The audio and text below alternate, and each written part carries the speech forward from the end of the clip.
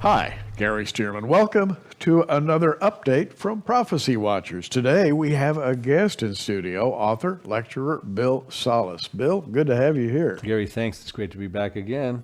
Bill is always speaking somewhere. He's always writing. He's producing DVDs. In fact, he appears on the one that I'm holding. This DVD set, by the way, is 4 DVDs in one package.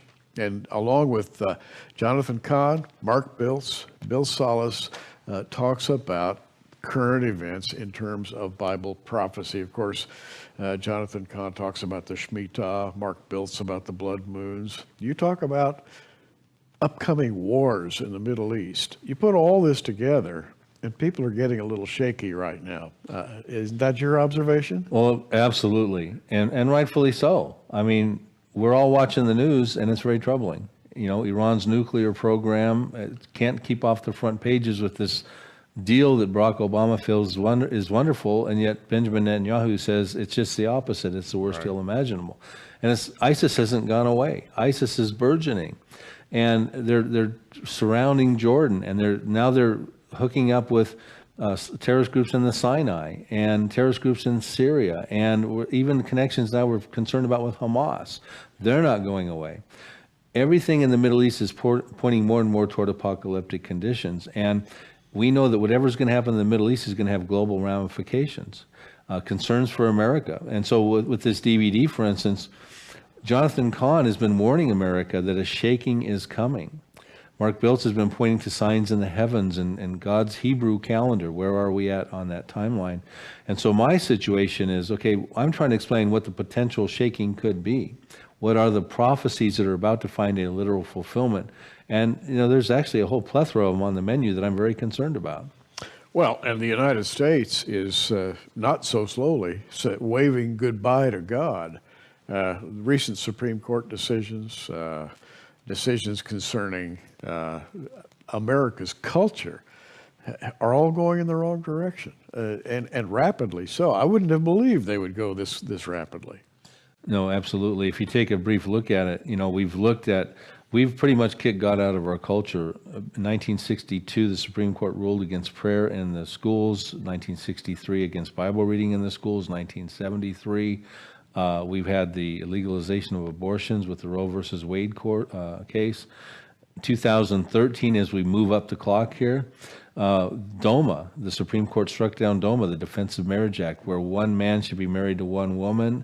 And as a pastor, you know that's the biblical model. It is. And then in 2015, probably is troubling at the top of the list, is the approval of same-sex marriages in this country. Now, these are biblical boundaries that whenever they were crossed before by a nation or an empire, you look at Sodom and Gomorrah at the time of Abraham, they were judged for sexual perversion. You look at the northern kingdom of Israel. Yes. They were destroyed in 722 BC by Assyria, and they were into idolatry, which led to child sacrifice. Speaking of Assyria, wickedness and moral decadence, they were destroyed in 612 BC. Anti-Semitism coming against Israel. Look at Pharaoh around 3,500 years ago. Look at Hitler. We've crossed not one but all those boundaries, and we are now twisting Israel's arm to give up land for peace, to buy into some nuclear deal with Iran, which Benjamin Netanyahu is infuriated about. These are very troubling times, and I think prophetic voices like Jonathan Cahn are coming out trying to warn America, you know, buckle your seatbelts here and get back in tune with God, because we're in trouble at this point. And you know, you talk about Ezekiel 38 a lot, and by the way, Bill believes Ezekiel 38 is near, but it's not just now. There are perhaps some intervening events, but as we are thinking about this, it occurs to me, if you look at Ezekiel 36, for example, verse 2, it says, "Thus saith the Lord God, because the enemy hath said against you, aha, even the ancient high places are ours in possession." Starting in Ezekiel 36, the enemy is beginning to rejoice because it thinks it's going to be victorious over the land of God. And then Ezekiel 37, the vision of the dry bones, talks about Israel coming back together again as a body, and then even being filled with the Spirit at a certain point. And then you turn to Ezekiel 38. Boom, you've got that great war. So we're really seeing the impending judgment on the nations. We're seeing the dry bones of Israel come back together again. We're seeing preparations, Iran, Russia, to do the invasion that the Bible has spoken so eloquently of, and that we have tried to interpret over the years. We're there. We seem to be at that point, Bill. Well, I think that's really important to note. We are marching towards the Ezekiel 38 prophecy, which is one of the most descriptive prophecies in the Bible. You can read Ezekiel 38 and 39, and you don't have to be a scholar to walk away with an understanding of what that prophecy is about. And I think God intended it that way because it's the marquee event where he's going to uphold his holy name. He's going to put the world on notice that he's the holy God of Abraham, Isaac, and Jacob. And of course, he sent his son, Jesus Christ. That's the prophecy we're marching towards. And the prophecies you read about in Ezekiel 36 and 37 are building up toward this key event. And we see, if you understand that prophecy, that event is drawing very near because Russia's involved in that, and their relationship with Iran is strong in that prophecy. Iran is listed as Persia in that prophecy. Turkey's involved in that prophecy. This is a major prophecy, and we're seeing the signs converging that prophecy is drawing very near, and that means God's about to uphold his holy name before the nations of the world. It says in Ezekiel 39:7, after God stops this Ezekiel 38 invasion through fire, hailstone, and brimstone, he says, I will uphold my holy name in the midst of my people Israel. They shall not profane it anymore, and the nation shall know I'm the Lord. So I'm suggesting strongly to your audience, Gary, that we are heading towards that. I don't think it's immediately next. I think certain things have to happen to get to that. But God is going to let the world know that he exists. He's the holy God that made an unconditional covenant with Abraham, Isaac, and Jacob. And if that's the case, we're told that prophecy is in the latter years, we are deep, deep into the end times, Gary. I will uphold my holy name. As you spoke those words, I thought, that's simply not happening at the present moment. God's name is being dragged in the mire, profaned in the street. People use God's name in vain routinely. Atheists brag about God being dead, and they have been for a long time, but now they're getting downright nasty about it. They're very confident that God is not only dead, but buried and will never come back again. This is the state of the world right now. It's just amazing to me where we are. But prophecy has said this is the way it would be when all these things began to happen. That's right, and God has to tell people he's not dead. God is not dead. Matter of fact, it's interesting, on the DVD that you've got here, there's a fourth individual on that DVD besides Jonathan Cahn, Mark Wells, and myself, named Troy Duhan, who was the producer of the blockbuster Christian movie in 2015 called God Is Not Dead. And I would say this too before you talk about that. We're told in Isaiah 11 that there's going to come a time when the whole world will be filled with the knowledge of God, and we know that'll happen in the Messianic kingdom. But you were so absolutely right. The whole world is not filled with the knowledge of God right now. Right. Most of the world and a lot of the world thinks God is dead, or they believe in a false God, but that is all about to change, and it's going to change in that Ezekiel 38 event. This DVD, Out of the Mouth of Two Witnesses, it's a DVD set with 4 DVDs in it, extremely well produced. And Jonathan Cahn, Mark Bill Salus. By the way, the staging on this, I was fascinated in the way the timeline was laid out in front of you so that you could actually point to dates. I think that's very effective. And Troy Duhan, with a testimony that, wow, you'll want to share it. And the 4 DVD set for $24.95, that's as well done as this one is really worth it. You'll find it at the prophecywatchers.com online bookstore. Bill, I know you don't want to name a date. Right? I'd like to ask you to name a date for me. You know, when's this thing going to happen? When's this thing going to happen?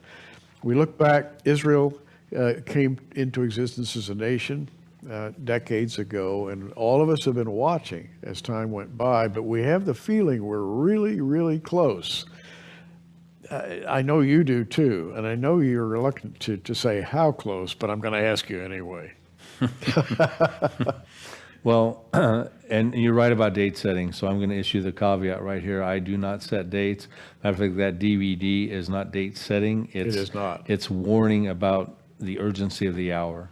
And neither Con, Biltz, nor myself we'll set dates per se. We talk about important dates coming up. The Shemitah, Jonathan Kahn talks about that, the end of the 7-year cycle on September 13th of 2015, and the last blood moon of the 4 blood moon tetrads, Mark Bill talks about on September 28th. So important dates are coming up as merely warnings.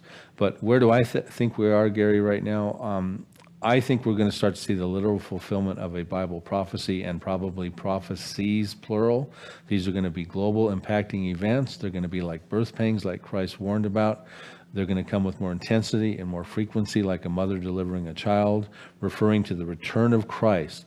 Jesus Christ is returning soon in his second coming, and before that he's going to come and get his bride out in the rapture event. And I think all this stuff is in play right now.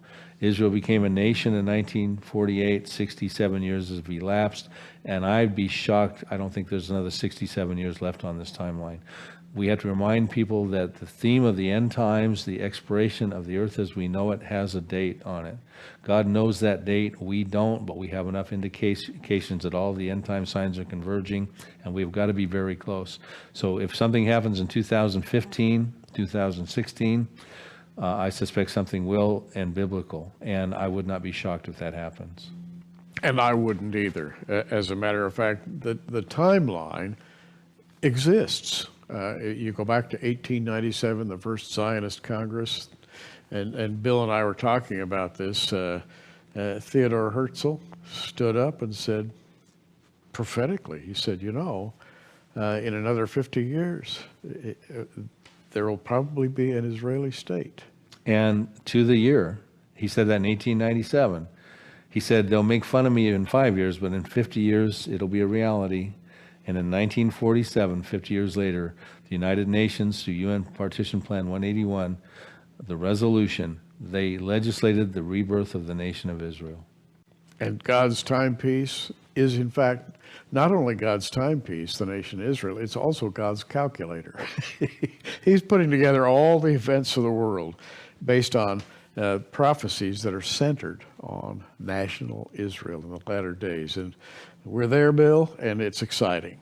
It is, and yet Israel has never been more vulnerable in all of its history, because there are powers with powerful weapons that want to wipe Israel off the map. That's a very real threat. And Israel is going to have to launch out and defend itself, because they're being isolated by the international community that is starting to show more favoritism toward Iran in many ways than they are Israel. Shocking to say. Who thought that would ever happen? I wouldn't have, but then again, we are told to expect some rather evil events in the latter days. In fact, I think we're living in the last days, and I know Bill agrees with that. Thanks for being with us today. It's always great to talk to you. Yes, Gary, thank you so much. Bill Salus, he'll be producing all kinds of things in the future, so keep watching what he's doing. We are. Thanks for joining us on Prophecy Watchers. You can find us on the web at prophecywatchers.com, where you can sign up for our free email newsletter, or follow us at facebook.com/prophecywatchers. In the meantime, keep watching, everybody, and we'll see you soon.